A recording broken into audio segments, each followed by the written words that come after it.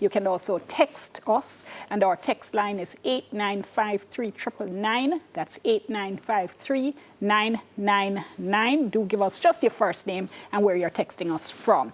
Now, if I could, gentlemen, I just want to ask you, just tell us very briefly in terms of what it is you are convicted of and how long ago. Mr. Williams? Well, in my case, I was convicted of second-degree homicide, and this was back in 1978. Okay, so you've been back in Jamaica since when? I've been back in Jamaica since 2007. All right, so I'll ask you about some of those experiences. Mr. Marshall? Yes, my name is Byron Marshall. I was convicted for rape in the year of 92, and was sentenced in 1994. Okay, so you've been out since when? Since 1997. Okay. Yeah. What about you, Mr. Davis? Yeah, man. I am Howard Davis, convicted of murder. Okay. 2008, December. Was released on parole 2016, 17th of June. Okay. All right. So let me ask you, Mr. Williams, let me start with you. Are we as a society, I think, serious about giving people second chances, about this thing we call rehabilitation?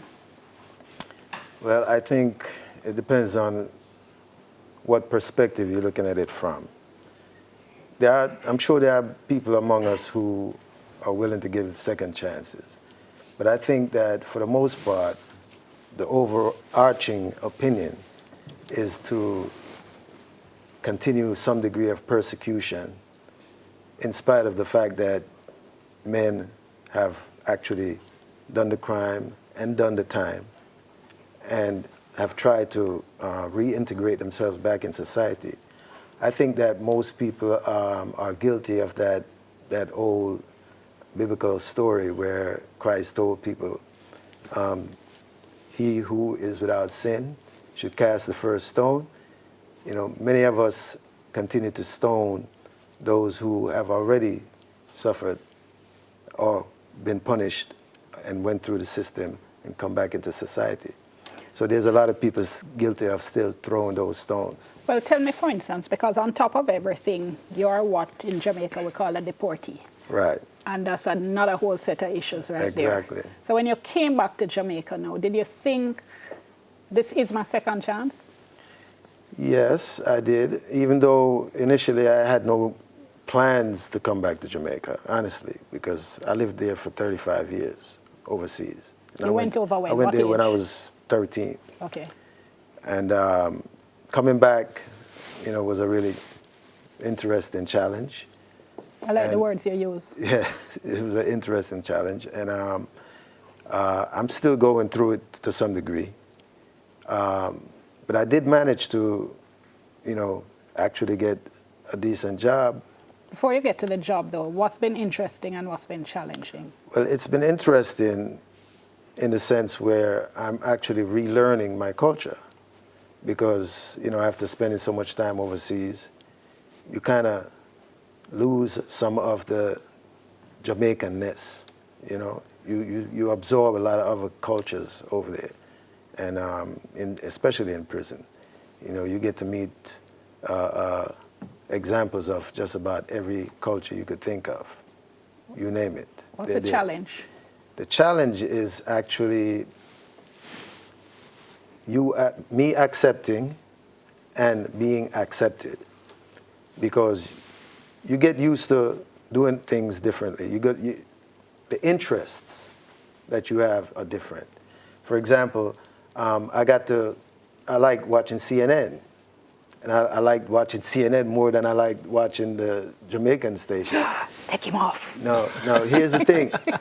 I know that the Jamaican stations are important to Jamaicans in general.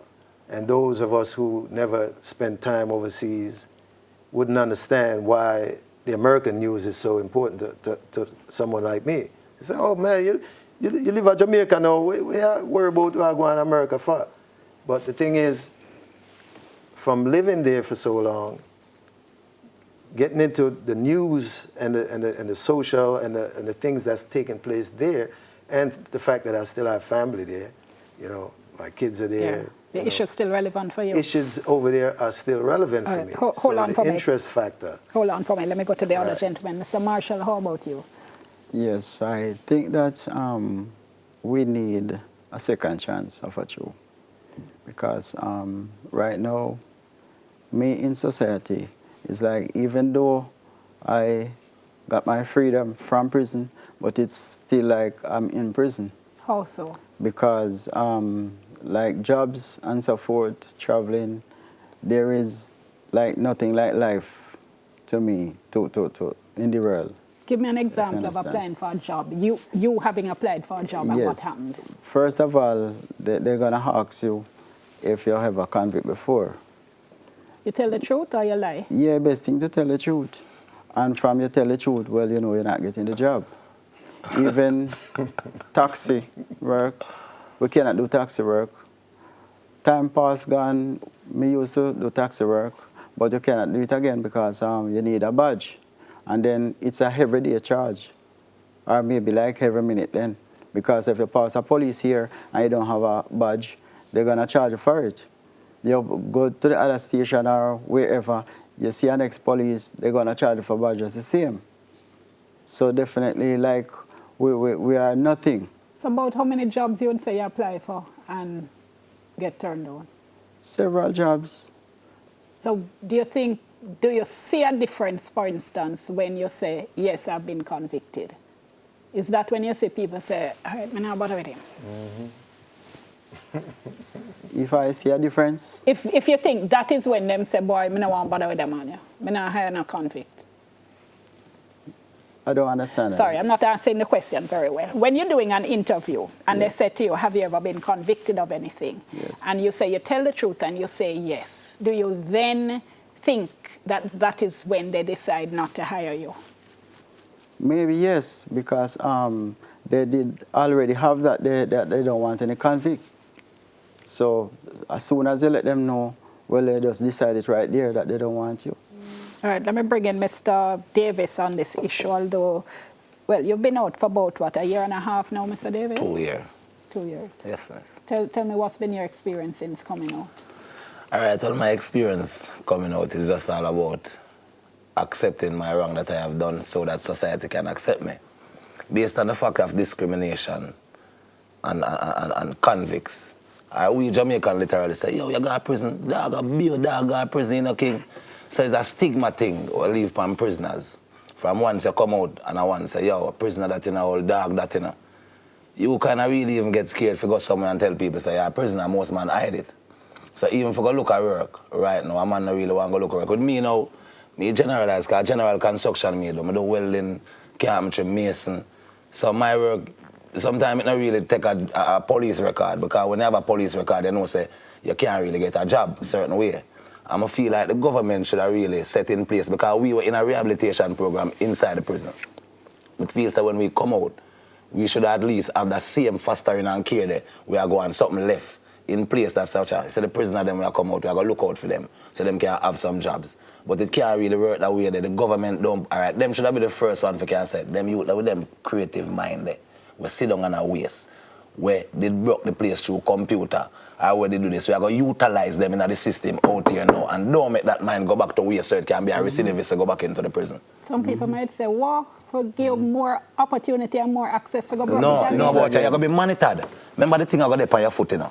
So all of them things, you're going to be monitored. Your place, your time, everything are going to be monitored. So it can be utilized within the system. It can work. But those are some of the solutions. Because I view the problems, I mean, know them long time, so I really want to share some of the solutions. No, man, and believe me, we're going to get to that. But we're trying to get people to understand what it is you all go through. All right. Yeah. Well, for me now, based on my behavior still, you know, I don't go through nothing. No, my behavior and through spirit, I tell them about the spiritual context. Me accepting my crime, let me really accept everything in terms of what life gives now and understanding that I've done wrong and the things them not to make me do wrong. So I really don't have a problem now in a society. I just work for the prisoners them and whosoever not get no work when them forget work. Because me not want to speak for myself alone, you know. Me I speak general for all inmates where to come And first, more and tell them, don't go back down there. All right, hold that thought for me. We're going to Okay. come back and pick up on some of these issues. Remember, you can text us. It's 8953999, 8953999, or tweet me, DJ Miller JA, or tweet using our hashtag TVJ All Angles. We'll soon come.